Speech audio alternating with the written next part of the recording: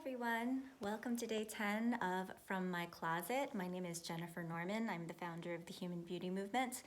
From My Closet is a little project that I started not that long ago to essentially provide a little bit of inspiration and a little bit of joy to the world. I just share, something that's on my mind for the day, and then at the end of each episode, I give away something from my closet that I'm hoping brings a little bit of happiness to whoever is the recipient of it. Today, I actually started to think about toxicity, and it sounds kind of funny that this is something that's inspirational, but I'm hoping that you bear with me. Now that we've got coronavirus going around and people are very concerned about, what kinds of toxic physical entities are coming close to their bodies, whether it be viruses or bacteria or anything negative like that, I was actually thinking about, what are the toxic thoughts that we think? What are some of the toxic behaviors that we have? And what might we be able to do to start, weaning those out of our lives as well? And one of the things that I had actually recently been paying attention to was the toxicity of the word should. I kind of just started to say to myself, don't should on yourself or don't should on others. The reason why I say that is because the word should, I would love to just erase it out of our vocabularies. I feel that if somebody were to tell me, you should be doing this or you should be doing that, if I tell myself, gosh, I should be doing this right now or I should have done that, that creates so much dissonance in our, in our mental state, and it creates anxiety that I think that we would probably be a lot happier if we did without. I'll give it a couple of real-world examples of what I mean, and what happens when you kind of try to remove that word should from your vocabulary. Back, when I was going through my first divorce, I remember thinking to myself, I should not get divorced. I felt like I was letting my family down. I felt like I was letting God down. I felt like it was something that was against my religion at the time, and that I was a complete failure in life and in love because, my marriage was falling apart. And then I remember speaking to my dad at the time, and I said, Dad, I really shouldn't be getting divorced. I really need to stay in this marriage. And he pretty much said to me, Jen, all your mom and I want is your happiness.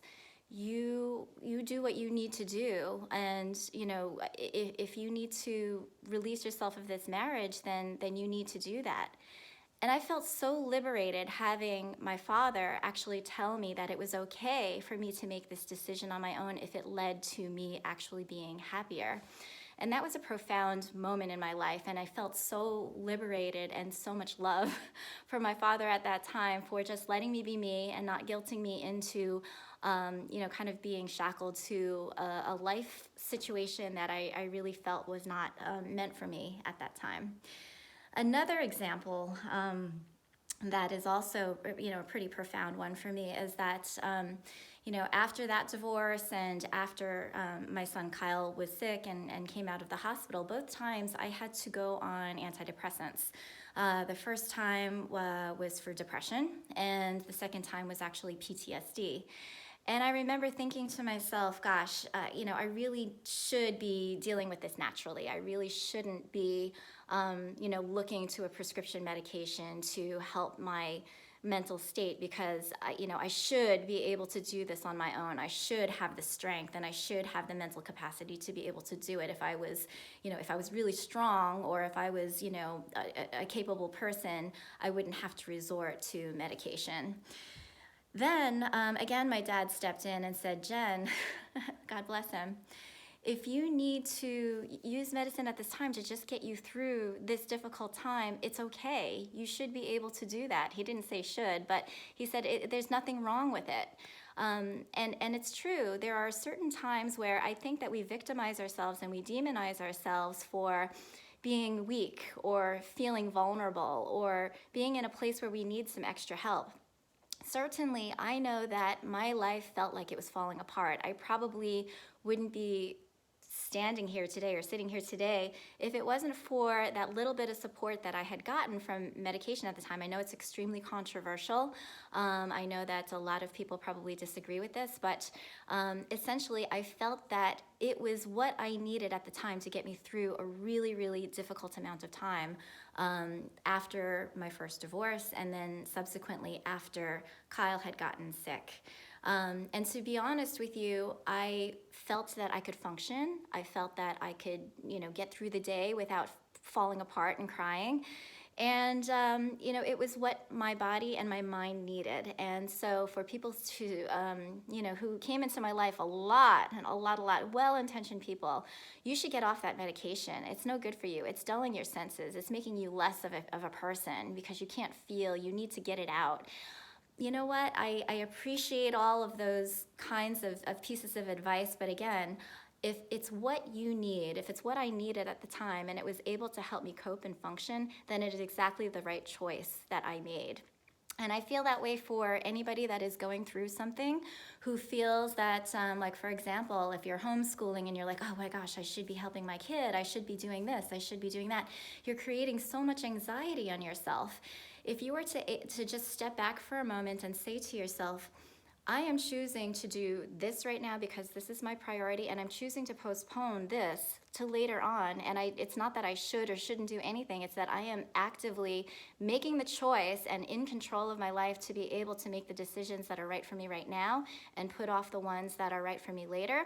If self-care is right for you at this time because you need it, if mom needs a drink or mom needs a bath because it's gonna, help her for a moment, then I think that I don't think that anybody can argue with that, frankly.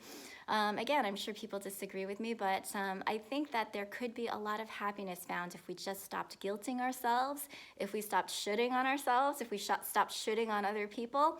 So, I'm not one that actually tries to tell people what to do. I just really offer these things as things for you to think about and determine if if you agree with them or if you'd like to try them, see if you incorporate them in your lives, if it makes you a little bit happier, it makes you a little bit more sane, or if it, helps you to kind of feel better about yourself, when you go to sleep and then when you wake up in the morning.